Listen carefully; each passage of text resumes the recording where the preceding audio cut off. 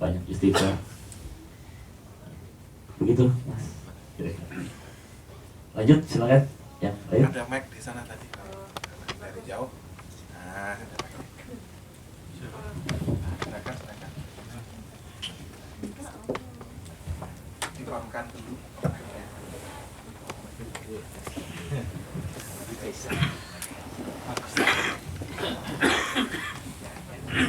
Silakan kalau ada pertanyaan. Ada mic-nya, pertanyaan apa aja boleh. Silakan.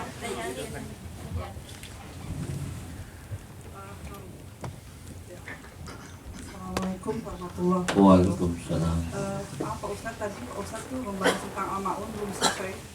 Oh ya, fawaidul musallin. Ya. Tadi baru sampai Wala yahuddu ala ta'amil miskin fawaidul lil musallin. dibahas. Iya. Cerdas juga. Baik. Itu saya udah ungkap dalam satu buku khusus sebenarnya. Buku saya ke-9, yaitu 13 rahasia pembuka pintu rizki. 13 top secret pembuka pintu rizki. Nah, karena ditanya, ya kita kasih lagi ya. Jadi, begini Bu, rezeki itu ada 3 macam, ya Bu ya. Yang pertama rezeki yang dijamin. Namanya dijamin, berarti diminta nggak diminta bakal dikasih. Sudah jatah. Surat Hud ayat ke-7. Wa ma min dabbatin fil ardi illa 'alallahi rizquha. Tiada satu makhluk melata di muka bumi melainkan Allah jamin rizkinya. Bukan ustaz yang menjamin, Allah yang menjamin. Jadi setiap bayi lahir ada rezekinya Bu. Ibu berapa putranya Bu? 3. Itu 3-3-nya ada rezekinya. Coba lihat deh. Diingat-ingat lagi Bu. Dulu waktu masih belum nikah seperti apa kehidupannya, setelah menikah seperti apa, setelah punya anak berapa? Bagaimana? Beliau sudah sering juga nih Pak Agus sama saya. Alhamdulillah setelah saya menikah ada kemajuan, maksudnya perutnya maju.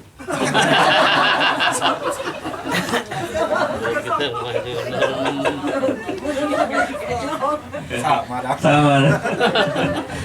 Berhubung ada kita 5 Pak, majunya lebih cepat. Jadi yang dijamin, kayak orang Betawi bilang Bu, banyak anak, banyak rezeki. Ada yang protes seorang ibu-ibu di Majelis Taklim. Ustaz, saya protes, Ustaz. Banyak anak, banyak rezeki. Nggak benar, Ustaz. Saya anak 3 aja udah pusing kan. Apalagi di Toronto, waduh living cost-nya besar banget. Anak 3, aduh pusing, Ustaz. Belum uang sekolah, belum ini, belum segala macam. Nah, ini saya mau kasih perbandingan yang ekstrim nih Bu, ya. Di sini paling banyak siapa yang punya anak? Paling banyak. Ada yang di atas 7 nggak? Woro-woro, Ustaz. Berapa? Paling banyak berapa di sini? 3 ya, oke. 4 ya. 4 udah pusing ya. Nah, saya mau kasih perbandingan lebih hebat. Ini kejadian di Purwakarta Bu. Ini true story. Silakan yang bawa handphone buka di internet, search di Google.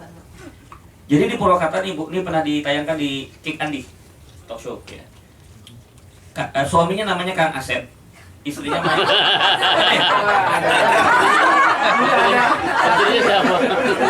istrinya Mak Eros. Bukan Mak Eros, kalau Mak Eros tukang pijit. Ini Mak Eros.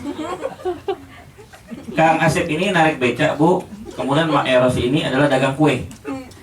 Bisa silakan yang jago ekonomi, silakan dihitung berapa tuh penghasilan seorang pedagang kue dan narik beca Bu ya. Udah kebayang ya Bu ya? Tahu nggak Bu berapa dikasih anak mak Allah? 25. Wallahi silakan dicek di internet. Mak Eros 25 anak keluar ada fotonya. Nikah umur 13 tahun, setiap tahun hamil. Saking banyaknya nih anak, jadi nggak hafal nama anak. Jadi kalau nama anak pakai nomor urut. Nomor 3 sini, nomor 7, nomor 11 gitu. Pertanyaan yang menarik adalah ini ya, nggak pernah merasa hidupnya itu pesimis loh, optimis. 25 itu juga anaknya masya Allah Bu, gemuk-gemuk semua gitu, sehat walafiat, nggak pernah pesimis. Pesimis kan itu singkatan, kepanjangannya penyakit si miskin, makanya kita nggak kaya. Harusnya optimis. Jadi yang ngakunya 3 udah pada repot, ingat aja tuh Mak Eros 25 aja santai dia. Ya. Apa kuncinya beliau? Dijawab seperti ditanya sama wartawan. Apa kuncinya? 1, aku yakin Allah menjamin rezeki anakku. Tuh, ilmu akidahnya udah tamat ya. Kita ngaji bertahun-tahun nggak ngamal. Orang sederhana loh beliau.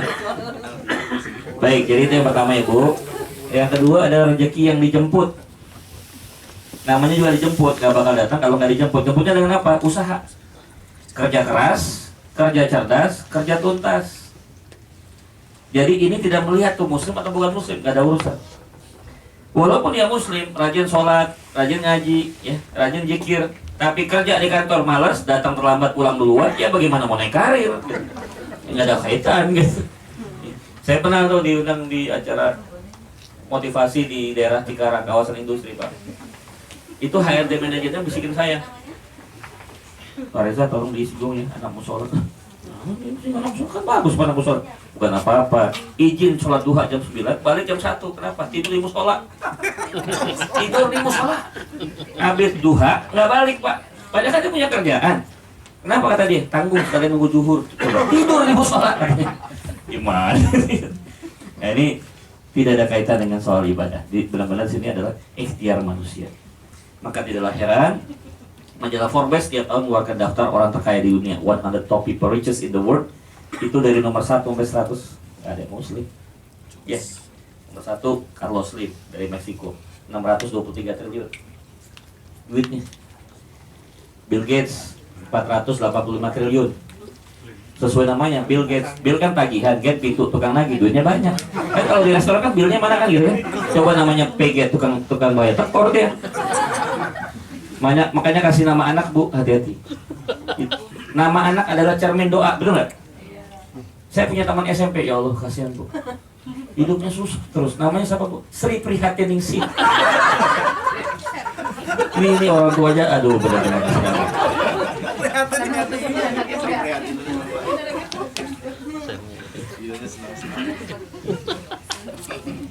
Ada satu jaga juga.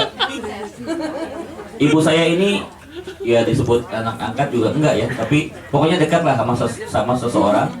Saya anggap dia tuh sudah kayak kakak gitu, walaupun bukan secara biologis. Pergilah ke Amerika, Chicago. Bertahun-tahun kalau ngirim email, itu isinya aduh masalah terus. Saya udah bilang, Mbak ganti nama, nggak mau. Apa hubungannya nama dengan namanya Bu Sri Derita Iriani. Penderitaan tahu sebutnya. Nah tahun kemarin saya alhamdulillah. Ini asli Bu, ada orangnya Bu, ada orangnya. Saya kemarin ke tahun yang kemarin Ramadan, saya ke tempat beliau di Chicago.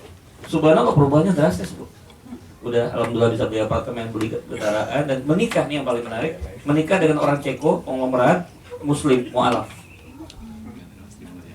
Mbak, ganti namanya Mbak. Iya, apa namanya? Shafir apa Favor? Wih, Shafir apa Favor. Ini dua dimensi, dimensi Hollywood, dimensi Petrowin. Pantesan langsung naik rezekinya kan. Jadi yang punya anak namanya kurang-kurang bagus tolong diganti lah Bu ya. Jadi rezeki yang dijemput intinya adalah usaha. Ya. Tapi saya di buku itu nggak nerangin masalah nomor 2, udah banyak ilmunya Bu. Kiyosaki lah, apa Donald Trump itu udah biasa tuh mereka manajemen mereka. Tapi yang saya bahas di buku saya itu yang ketiga, rezeki yang diantar. Ibu pilih mana? Pasti pengen yang diantar kan Bu ya? Ya ini diam atau datang. Ada tuh di Quran Bu surat At-Tolak. Wa may yattaqillah yaj'al lahu makhraja wa yarzuqhu min haitsu la yahtasib. Barang siapa yang bertakwa kepada Allah, kemudian diberikan jalan keluar, diantarkan rezeki yang tidak disangka-sangka. Gimana mendapatkan rezeki yang tidak disangka-sangka? Gampang, takwa. Bagaimana takwa? Itu yang kita bahas 13. Nah tadi Ibu nanyakan surat Al-Ma'un, apa yang menyebabkan kita tuh rezeki ngeblok? Nah gini, rezeki yang diantar. Tahu Taurat nggak? Taurat yang di rumah tuh ada penampung air ya. Terus bawah ada pipa ya Bu ya. Ujungnya apa Bu? Kalau air nggak ngalir, apa sebabnya Bu? Di sini ada air, di pipa ada air, kerannya belum dibuka. Salah siapa?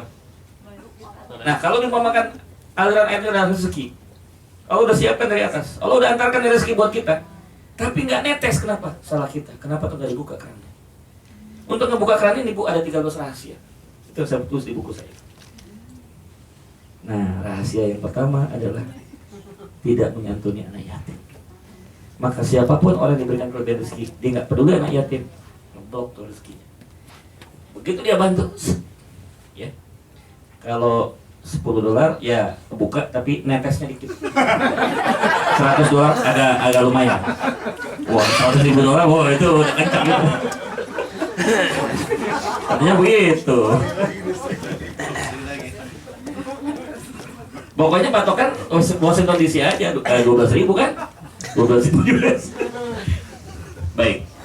Jadi balik lagi itu. Kemudian apa Bu? Tidak memberi makan orang miskin. Jadi waktu itu saya ada tablik akbar ya. Ini pengalaman pribadi. Saya duet sama seorang ustazah. Jadi duet maut, ustazah sama ustaz, duet maut kan? Maut.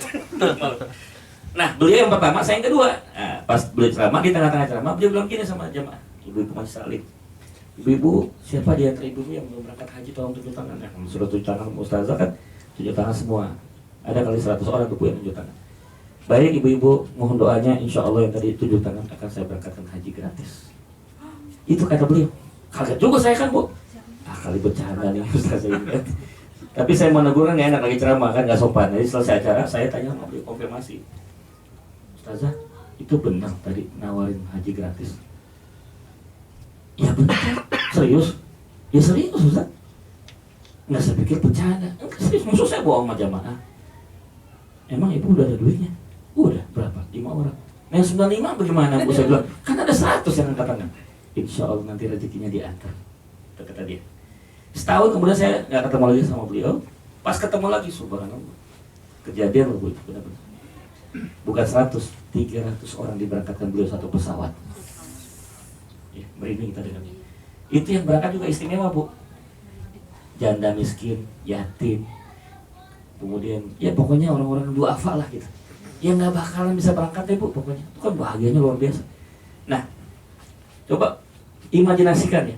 300 orang tawaf nih di Ka'bah. Selesai tawaf, berhenti di Multazam. Tahu dong Multazam, tahu dong? Antara Hajar Aswad dengan pintu Ka'bah itu kan ada tempat yang istijabah ya kata Nabi. 300 orang ini doa di Multazam. Udah orang duafa, doa di tempat Multazam. Itu ada hadisnya. Hadis qudsi. Barang siapa doa di tempatku dan yang mendoakan itu duafa, bergetar arsku, aku utus malaikat untuk memenuhi semua permintaan mereka.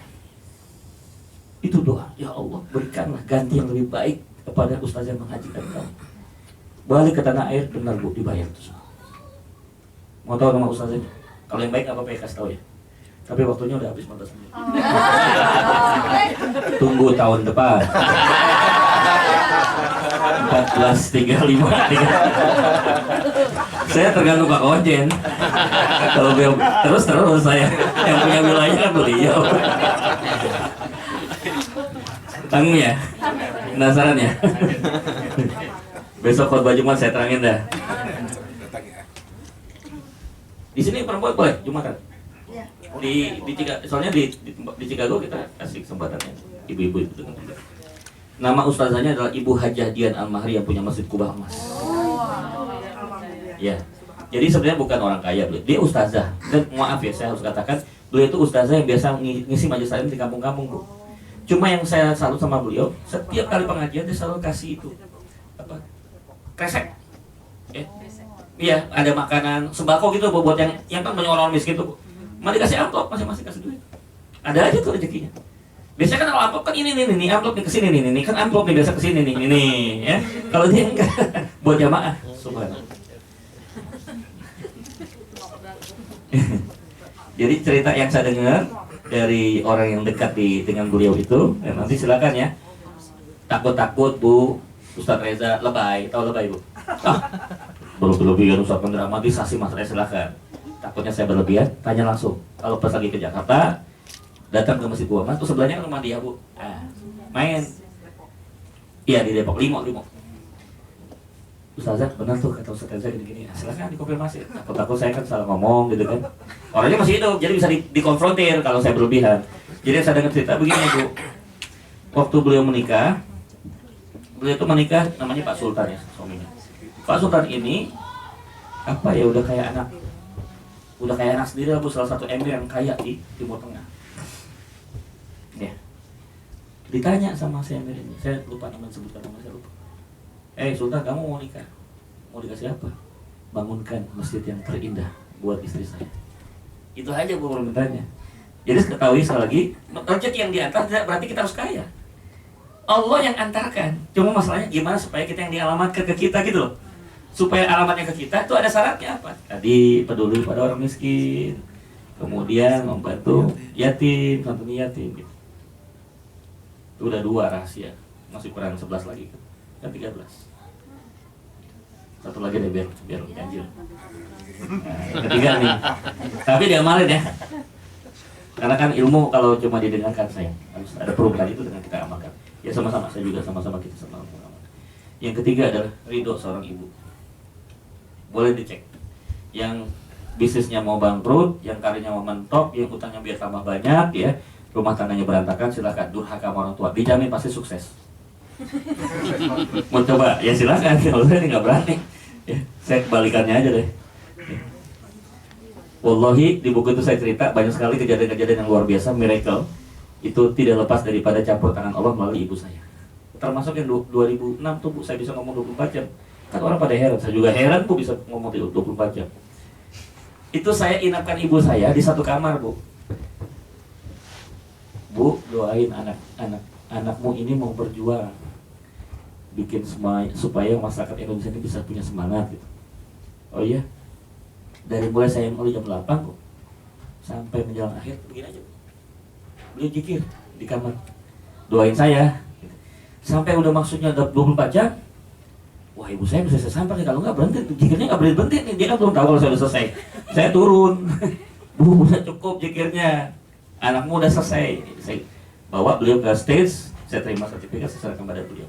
Saya bilang sama audiens, saya bisa begini karena kekuatan beliau. Itu saya bilang begitu. Jadi tolong jangan sampai melukai hati ibu kita. Karena surga itu kan di bawah telapak kaki ibu.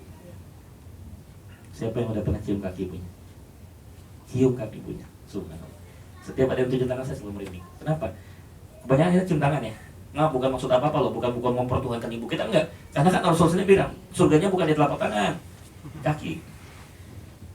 Jadi satu ketika saya naik kereta nih, Pak Konjen. Sebelah saya seorang laki-laki umur bapak lah, usia 60 tahun, nolek saya. Adik masih punya orang, alhamdulillah Pak, tinggal ibu saya. Bapak saya udah meninggal SD kelas 6. Begini, Dek, nanti kalau udah pulang ke Jakarta, waktu itu mau ke Surabaya Pak, naik kereta. Nanti kalau ketemu, sudah kembali ke Jakarta, jangan temui istri dan anak kamu dulu. Temui siapa? Ibu kamu. Terus apa yang saya harus kerjakan pada ibu saya? Sediakan apa? Betul. Baskom ya, baskom. Tuangkan air hangat. Kau cuci kaki ibu kamu dengan air hangat. Terus kau minum air. Nah, namanya orang tua ngasih nasihat, musuh kita. Ya saya terima kasih Pak udah dikasih nasihat. Saya mikir kenapa nih, maksudnya apa gitu. Ya, saya berpikir mungkin logikanya aja ya, kalau kita minum air bekas cuci kaki ibu kita kan jijik ya. Tapi itu yang kita lakukan. Gimana ibu kita nggak itu ya Bu ya? Ibu sekarang gini deh, ibu dicuci kaki sama anak ya. Terus dia minum airnya, gimana, tega nggak Bu? Kan nggak tega ibu. Aduh, tuh jangan Anda tega. Ya udah, ibu ridho ada sama kamu. Nah ini yang mau dicari itu itunya, ridho. Ibu ridho sama kamu. Ada kawan yang ambil S3 di Malaysia, dia bikin skripsi. Salah satunya adalah mengadakan interview beberapa pengusaha-pengusaha sukses di Malaysia. Ditanya satu persatu. Ternyata tuh ada ini benang merah. Kenapa mereka bisa sukses? Ternyata mereka orang yang sayang sama ibu. Sampai ada satu kejadian Bu, ini mimpin rapat. CEO ini mimpin rapat dari beberapa anak perusahaan dia. Itu rapat strategis. Ibunya nelpon, nah, antarkan ibu ke rumah sakit. Rapat berhenti dulu. Dia minta di hold dulu sebentar, dia antar ibunya dulu. Balik, ya, dia mimpin lagi. Banyak sekali hal-hal yang tidak diduga dalam rapat itu. Ya, terobosan, kreativitas dalam. Kita percaya. Ya, kita ambil poinnya aja. Maksud saya juga tidak terlalu ekstrem gitu juga. Maksud saya, ambillah benang merahnya. Oh, berarti kita harus memberikan porsi yang besar bagi ibu kita, itu aja intinya. Begitu Bu, insya Allah apa yang kita pelajari tadi kalau bisa diamalkan, insya Allah akan melancarkan rezeki yang diantar Allah Subhanahu wa Ta'ala. Ada lagi yang mau tanya? Cukup ya? Cukup ya, habis waktunya. Kalau ada yang belum puas, mohon maaf ya, karena saya di sini bukan sebagai alat pemuas diri, mohon maaf. Jadi, saya tinggalkan aja nomor telepon yang bisa diakses. Ya, saya pokoknya nginep di tempat beliau nih, jadi silakan. Udah tahu kan nomornya bagus kan? Ganggu aja nanti pasti kan teleponnya kasih ke saya. Ya. Satu itu. Kemudian yang kedua, nomor telepon Indonesianya bisa dicatat. Saya aktif, ini roamingnya aktif. Di +62 811 99 7392. Salam Uji 0811 99 7392. Kemudian yang mau lewat Facebook silahkan bisa di Facebook, namanya Reza Syarif, PSK, bukan pekerja seks komersial, pembicara seniman konsultan, bahasa Inggrisnya WTS, writer, trainer, speaker. Gelarnya 2, MBA sama MA. MA-nya belum ya? Bukan Master of Art, mahasiswa abadi. Kita nggak pernah lulus kuliahnya. Di kuliahnya di kampus kehidupan. Terus yang biasa Twitter, bisa follow Twitter saya di Reza Inspirator. @Reza Inspirator. Atau di email ya, Guz rezasarif@gmail.com. Di web juga ada Bu, kalau mau ambil beberapa ini video-video saya ada, bisa di-download rezasarif.com. Ya, di video YouTube juga ada, kita cari Pintu Rizki, itu banyak sekali tuh kaset apa rekaman-rekaman dari saya syuting di Trans 7. Baik, dari saya itu dulu. Kalau nanti ke Jakarta jangan lupa kontak-kontakan ya. Syukur-syukur bisa mampir rumah saya ya. Bisa saling silaturahim, alhamdulillah. Jadi persahabatan kita sudah kita tidak hanya sampai di sini terus malah mungkin saya juga jadi warga di sini kan. Teman-teman di sini juga lagi berjuang keras. Saya sendiri mau udah niat mau hijrah dari Indonesia ke atau Amerika, tergantung nih penawaran, bisa Amerika bisa Kanada. Saya juga nggak tahu nih negara bagian pada rebutan juga. Los Angeles ada rebutan juga, Los Angeles, Washington DC. Saya mah tinggal lihat penawaran terbaik. Ya, DC udah mulai gencar juga. Ya, karena gini Pak, kalau di Jakarta banyak pilihan Pak, Ustaz, ya banyak pilihan ya. Tapi di sini kan langka ya. Jadi keberadaan kita itu punya manfaat. Gitu. Makanya saya selalu bilang, dimanapun saya saya mau meluruskan kata-kata beliau, nggak boleh lama-lama karena Ustaznya capek. Justru saya sini mau cari capek. Ya. Kalau saya nggak capek, mendingan saya di Indonesia gitu loh. Kalau cuma numpang tidur doang nih, gitu kan, ya mendingan di Indonesia. Jadi silakan mau diganggu silakan. Itu sampai kemarin kami di DC Pak, kosong aja tuh ngantri tuh klien pada konsultasi. Ya, masalah rumah tangga lah, masalah bisnis apa aja. Ya kita layani aja sampai kadang-kadang jam 1 malam, setengah 1. Ya alhamdulillah. Yang penting apa? Dopingnya Pak di rumah, vitaminnya Pak. Ya, fisik jadi tetap terjaga. Baik, kalau tidak ada lagi kita akhiri sama-sama dengan baca hamdalah dan doa ghafur majelis. Mudah-mudahan apa yang kita bahas menjadi manfaat dan dimudahkan kita untuk bisa mengamalkannya. Ya. Alhamdulillah rabbil alamin, subhanakallahumma bihamdika nashhadu an la ilaha illa anta nastaghfiruka wa natubu ilaik. Assalamualaikum warahmatullahi wabarakatuh. Sedikit pengumuman ya, Jumat besok khotbah Jumat ya. Di mana? Kodija Center ya. Kodija Center. 2.30. Insya Allah kami akan sampaikan dalam bahasa Inggris ya khotbahnya. Kemudian yang ketiga di Konjen Pak ya. Oh malam dulu ya. Jumat malam di tempat siapa? Bona. Iya tempatnya Pak. Silakan kalau bisa bisa lebih dikasih tahu yang lain, karena saya besok khusus ingin membahas keluarga asmara, as-sakinah mawaddah warahmah.